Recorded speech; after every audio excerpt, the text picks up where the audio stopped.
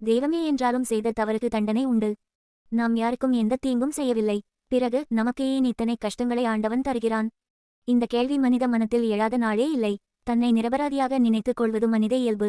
ஆனால் நியாயத்தின் அளவுகோல் மனிதன் அல்ல, இறைவன். செய்த தவறை கணக்கில் எடுத்துக்கொண்டு அதற்கான பலனை தவறாமல் வழங்குபவன் அவன். இதற்கு மிக பெரிய எடுத்துக்காட்டு மகாபாரதம். குருட்சேத்திரத்திற்கு பிறகு குருட்சேத்திர யுத்தம் முடிந்துவிட்டது. அநீதியின் ஆட்சி வீழ்ந்தது. தருமன் ஹஸ்தினாபுரத்தின் அரசனாக முடிசூட்டிக் கொண்டான். ஆனால் யுத்தம் முடிந்தாலும் சிலரின் உள்ளங்களில் புயல் அடங்கவில்லை. அவர்களில் ஒருவன் அஸ்வத்தாமன். பாண்டவர்களின் வம்சமே அழிந்துவிட வேண்டும் என்று பிரம்மாஸ்திரம் ஏவிய அவன். அதற்கு பிறகு மனநிம்மதியின்றி உலகெங்கும் அலைந்தான். அவன் மனத்தில் ஒரே கேள்வி நெருப்பாய் எரிந்தது. என் தந்தை சத்தியத்தை உயிராக கொண்டவர். செஞ்சோற்றுக் கடன் தீர்ப்பதற்காகவே துரியோதனனுக்கு பக்கமாக நின்றார். ஆனால் அவரை மகன் இறந்தான் என்ற பொய்யால் பாண்டவர்கள் அநியாயமாக கொன்றனர். என் தந்தை செய்த தவறு என்ன? கிருஷ்ணனிடம் எழுந்த கேள்வி.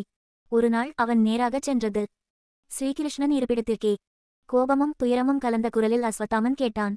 இந்த அநியாயத்திற்கு காரணமே நீதானே? என் தந்தை செய்த பாவம் என்ன? கிருஷ்ணன் மென்மையாகச் சிரித்தான். செய்த பாவத்திற்கு யாராக இருந்தாலும் தண்டனை அனுபவித்தே ஆக வேண்டும். அப்படி என்ன பாவம்? அஸ்வத்தாமன் மீண்டும் கேட்டான். துரோணரின் மறைந்த பாவம்.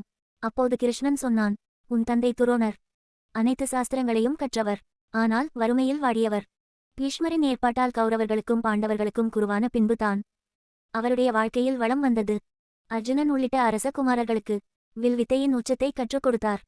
அதே காலத்தில் ஒரு வேடுவர் இனத்தைச் சேர்ந்த சிறுவன் ஏகலைவன் உன் தந்தையை சந்தித்து எனக்கும் வில் வித்தை கற்றுக் கொடுங்கள் என்று கேட்டான். அவன் அரச குலத்தைச் சேர்ந்தவன் அல்ல என்பதால் உன் தந்தை அவனை நிராகரித்தார். ஆனால் ஏகலைவன் மனம் தளரவில்லை. மண்ணில் உன் தந்தையின் சிலையை உருவாக்கி அவரையே குருவாக நினைத்து அசாதாரண திறமையுடன் வில் வித்தையை தானாக கற்றுக்கொண்டான். பிறகு ஒரு நாள் அவனின் திறமை அர்ஜுனன் கண்ணில் பட்டது. அங்கே உன் தந்தை செய்திருக்க வேண்டியது என்ன? அவனை ஆசீர்வதித்து அர்ஜுனனை சமாதானப்படுத்தியிருக்க வேண்டும். ஆனால் அவர் என்ன செய்தார்? அரண்மனை பதவி போய்விடுமோ என்ற சுயநலத்தில் வில் வித்தைக்கு உயிரான கட்டை விரலை குருகாணிக்கை என்ற ஏகலைவனிடம் கேட்டார். குருபத்தியில் ஏகலைவன் அதை மகிழ்ச்சியுடன் கொடுத்தான். அவனுக்கு புகழ் கிடைத்தது. ஆனால் அவனுடைய எதிர்காலம் அழிந்தது. ஒரு திறமையை சுயநலத்திற்காக அழித்த பாவமே உன் தந்தையைச் சூழ்ந்தது. அந்த பாவத்தின் பலனாகத்தான் மகன் இறந்தான் என்ற எண்ணத்தில் அவர் மனம் உடைந்து உயிர்விட்டார். மேலும் துரோணர் தியானத்தில் இருந்தபோது திரௌபதியின் சகோதரன் அவரை வதம் செய்தான். அதை தடுக்காமல் பார்த்து கொண்ட பாண்டவர்களும் பின்னர் தங்களின் வாரிசுகளை இழந்தனர். தெய்வத்திற்கும் தண்டனை உண்டு. அஸ்வத்தாமன் அமைதியாக கேட்டான். பின்னர் கேட்டான், நீ நினைத்திருந்தால் இந்த யுத்தமே நடக்காமல் தடுத்திருக்கலாம்.